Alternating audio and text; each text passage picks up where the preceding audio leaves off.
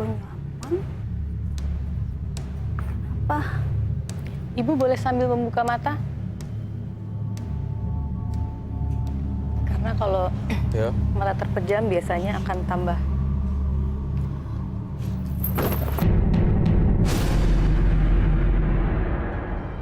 Ibu, boleh tarik nafas pelan-pelan, Ibu. Matanya dibuka.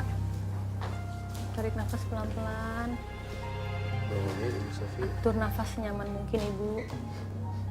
Matanya tetap dibuka ya, Bu ya. Dadanya sesak. Tarik nafas, bisa merasakan nafasnya? Iya. Tarik nafas dulu.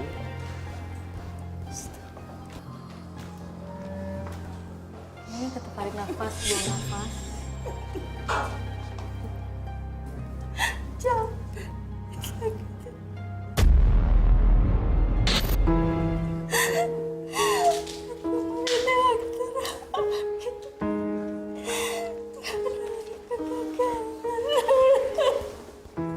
Yang terakhir kan belum gagal, Ibu. Iya. Ibu boleh minum sebentar, Supaya Ibu. nggak kesedek.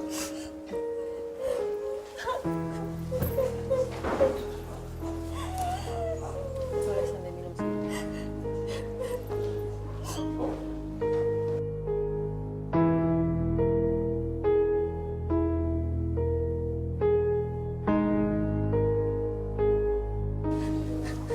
Ibu, Ibu pasti sekarang ngerasa sangat takut, khawatir. Tapi yang terakhir ini kan sesuatu yang masih bisa diusahakan kan, Bu? Karena dulu yang kedua pun godaan itu datang. Suami yang kedua itu ekonominya lagi naik. Sekarang alhamdulillah pun lagi naik. Jadi sampai mimpi yang dulu pertama kejadian yang kedua. Itu sesuatu yang harus Ibu syukuri ketika dalam ekonomi bisa bangkit ya, Roy ya. Iya. Karena di dalam situ juga mungkin ada kontribusi Ibu, Betul sekali. ada semangat support dari Ibu, sehingga itu bisa terjadi. Iya, saya juga berpesan buat Ibu Sofi bikin sesuatu hal lebih simpel ya. Jangan terlalu dibikin complicated ya. Itu aja, jadi kalau misalnya ada masalah diperkecil aja. Jangan terlalu ditanya kenapa, gimana, dan harus gimana lagi. Enggak sih, enggak, jangan kayak gitu ya. Ibu mungkin sekarang dalam keseharian Ibu nih, setiap Ibu mulai muncul rasa curiga, Ibu mulai bisa mengingat kira-kira hal-hal baik yang dilakukan suami Ibu yang sekarang terhadap Ibu apa, sifat-sifat baik, sikap-sikap baiknya, sehingga itu akan membantu Ibu untuk bisa lebih percaya ya dan punya Percaya. pikiran yang lebih positif kepada suami. Iya, Karena sesuatu yang sudah ada, iya, baiknya Ibu pertahankan. iya, ya, gitu.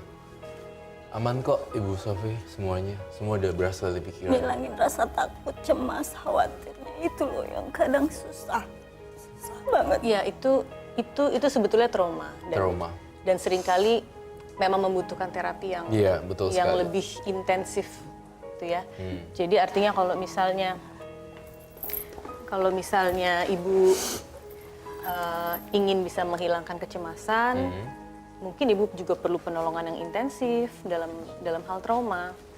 Iya. Tapi saya juga setuju tadi Roy bilang bahwa ya apa yang sudah ada sekarang yaitu yang disyukurin gitu. Jangan balas dendam lagi satu, ya. Itu aja Terus sih. Jangan mikirin yang enggak. Itu aja ya. Kuat ya. gangguan gaibnya itu yang Iya, gangguan gaibnya memang ada. Semua kembali lagi kepada pikiran masing-masing ya. Kalau misalnya memang kau nganggapnya ada. Kalau misalnya memang nganggapnya tidak ada. Semua dari pikiran adalah pelopor dari segalanya. Ya, yang ambil kontrol semuanya adalah manusia. Ya, itu aja dulu. terus minum lagi kasih.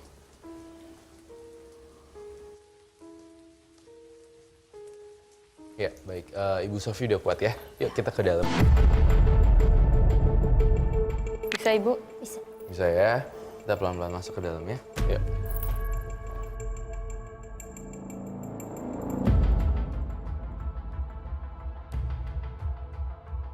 Tara, biasa nih hal-hal terjadi ketika seseorang menceritakan sesuatu atau euforia yang terlalu terlalu tinggi atau dalam keadaan tidak stabil, biasanya mengalami kecenderungan jatuh seperti itu. Ya, seperti Tara cerita juga kan, seperti yang Tara bilang.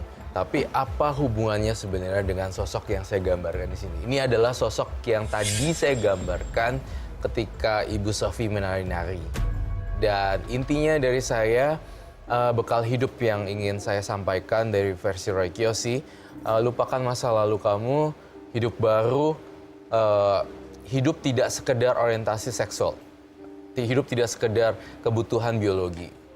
Masih banyak yang bisa dikerjain di samping balas dendam atau apa segala macam tentang itu. Bekal hidup yang harus kamu lakukan, saya pengen banget kamu bisa ngebantu orang susah gitu, bisa yang tadinya orang itu terjerumus di lembah prostitusi, kamu bantuin, ajakin, Mbak, udah deh jangan kerja itu, mendingan ikut yang itu, seperti itu. Itu yang saya pengen kamu lakukan, Ibu Sofi. Tara? Ya, kalau tadi Roy kita lihat kondisi seperti tadi, dalam istilah psikologis itu disebutnya kondisi histeria, di mana segala sesuatu yang kayaknya sudah tertekan akhirnya keluar dalam porsi yang sangat besar, sehingga bisa jadi orang jadi tidak sadar. Tapi kalau saya melihatnya bahwa mungkin Ibu Sofi punya memang kebutuhan akan afeksi dan kasih sayang yang tinggi dari orang lain, termasuk dari pasangan ya. Dan memang seringkali kebutuhan itu harus terpenuhi, tetapi bisa dipenuhi juga dengan cara yang banyak. Iya. Tidak hanya dengan tadi biologis. Mungkin Ibu bisa melihat dari perilaku suami sehari-hari, bentuk kasih sayang seperti apa sih yang sudah diberikan pada Ibu. Sehingga Ibu betul-betul bisa merasakan dalam hati Ibu bahwa selama ini saya juga sudah mendapatkan kasih sayang yang saya butuhkan. Dan kalaupun memang belum bisa didapatkan, itu sesuatu yang bisa dikomunikasikan dengan pasangan Ibu. Iya, saya akan jalanin Semoga semuanya. dapat yang terbaik. Terima kasih atas berbagi cerita ya pada hari ini ya Tara. Terima Untuk kasih, Ibu Ibu. Sofian. Terima kasih sekali. Dan silakan untuk kembali. Makasih. Sama-sama Ibu.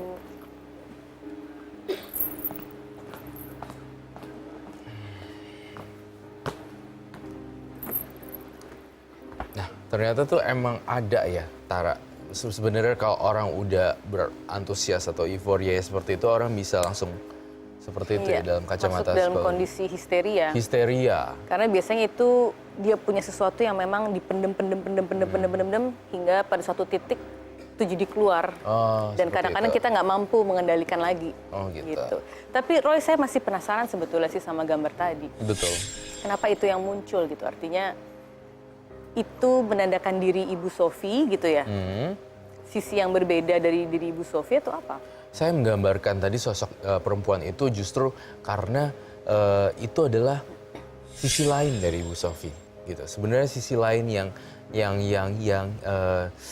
bisa dikatakan menggoda, kemudian juga penuh dengan kemolekan seperti itu. Sisi yang terdalam dalam alam bawah sadarnya dia tuh seperti orang yang gadis yang lemah gemulai seperti itu. Tapi mungkin dalam keseharian nggak kelihatan bisa jadi. Iya, dalam keseharian tidak kelihatan seperti itu. Macam-macam ya.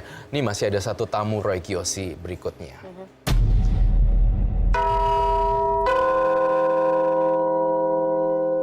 Seorang wanita yang bercerai karena menduga sang suami memiliki pasangan gaib. Saya Dewi, 45 tahun. Saya sangat merindukan anak sulung saya yang lebih memilih tinggal bersama ayahnya.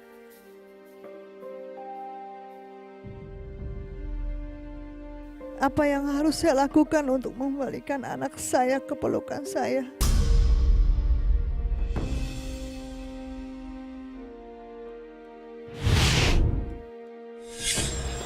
Ya, selamat datang. Halo, selamat malam. Selamat malam. Tara. Halo Ibu. Selamat Silakan malam. duduk.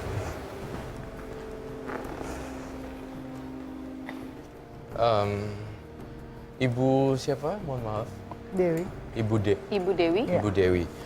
Pertama kali saya melihat Ibu Dewi, saya merasakan banyak penderitaan yang saya rasa di sini tertanam karena ada jarak yang terpisah antara seorang ibu dan anak. Apakah itu betul? Dan saya juga merasakan penderitaan batin itu tuh terulang-ulang dan terulang-ulang, belum ada titik temunya. Saya merasakan di sini hubungan pernikahannya pun saya merasakan, saya menduga ada 2 kali perkawinan. Apakah itu betul? Dan satu hal lagi yang mencengangkan bagi saya adalah pernikahan pertama tidak direstui oleh orang tua. Sepertinya gitu. Sepertinya ya. Seperti itu yang saya lihat. Ara? Ibu bisa ceritakan dengan lebih jelas lagi kalau tadi Roy bilang ada perpisahan antara ibu dan anak. Apa sih Bu yang terjadi?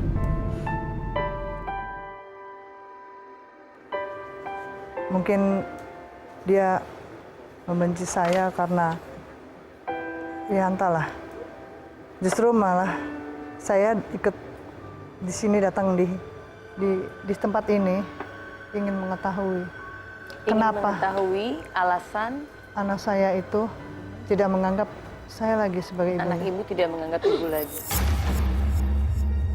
Kalau dalam benak ibu, dalam pemikiran ibu, apa yang mungkin terjadi, Bu? Awalnya sih dia fine, nggak ada masalah.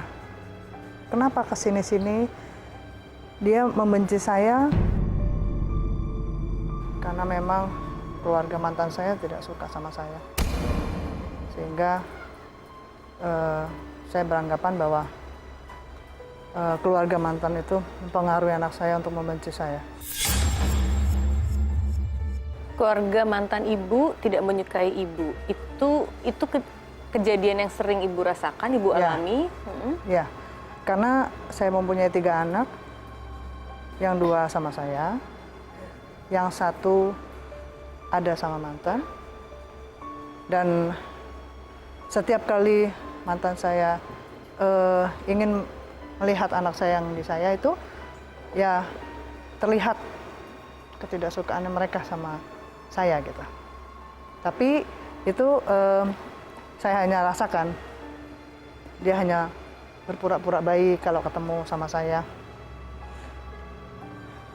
untuk bisa melihat anak-anak saya yang ada di saya. Jadi ini adalah kemelut yang sekarang saya rasakan. Saya nggak bisa ketemu anak saya, nggak tahu Jadi ada kenapa. pertanyaan besar dalam pikiran ibu, kenapa ini terjadi, apa yang sebetulnya menjadi penyebab. Betul. Karena memang sudah pernah terucap bahwa kamu bukan ibu saya lagi.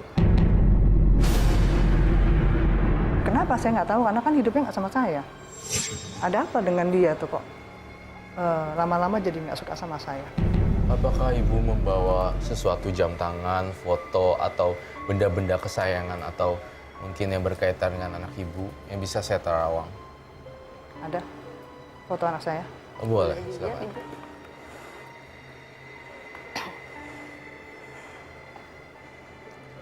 Ini fotonya, dan ini foto sama saya. Ini yang Oh, ini boleh ditunjukkan ke kamera.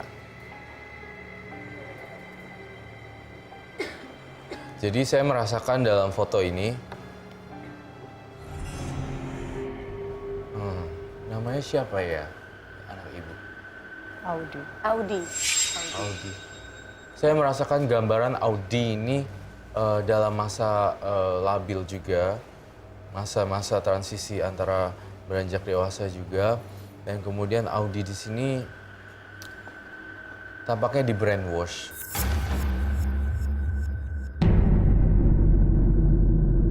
Sama dengan seseorang yang mungkin Ibu Dewi kenal ya. Itu yang saya rasakan. Dan apa yang saya rasakan di sini,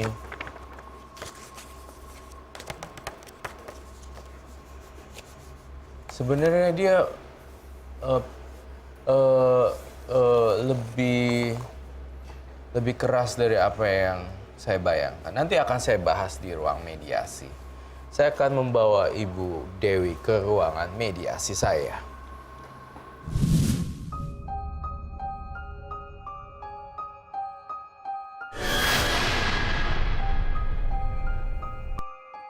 Baik, silakan Ibu Dewi.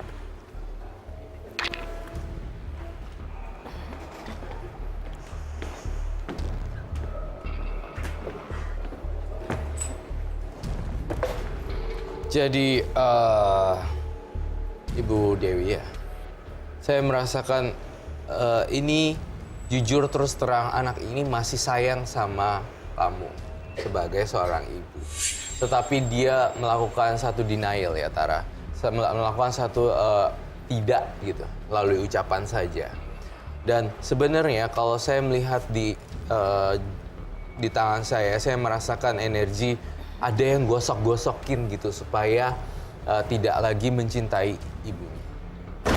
Dan satu orang itu kamu kenal banget sebenarnya. Itu yang saya rasakan. Siapa yang masih kira? Seorang pria, kisaran umur 40 tahun. Dan kamu tahu orangnya siapa, bukan? Ya, Siapa? ayahnya mungkin. Ayahnya.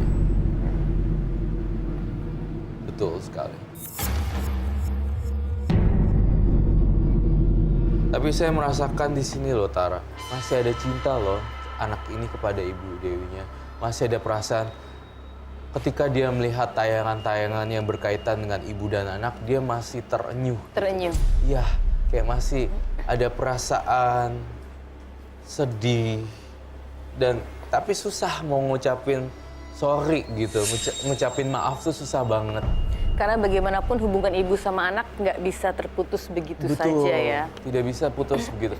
Dan ingat sekali ya Tara, bener juga ya, tidak ada bekas ibu atau bekas ayah. Adanya juga mantan pacar atau bekas pacar.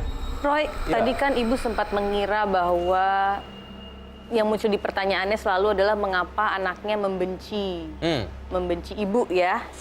Tapi sebetulnya kenyataannya nggak demikian ya. Masih ada, sebenarnya membenci, tapi ada perasaan sedikit, aduh kok gue jahat ya sama emak gue. Saya ngerasa bersalah nih, tapi enggak ah. Untuk dia duluan aja yang ngomong seperti hal-hal seperti itu Tara. Kayak gengsi, seperti hal-hal seperti itu. Yang membuat antara jedah ibu dan anak jadi kepisah jauh. Dan ada satu fakta lagi Tara yang ingin saya beberkan di sini dan kamu harus menjawab jujur di ruangan mediasi saya dan beserta teman-teman saya.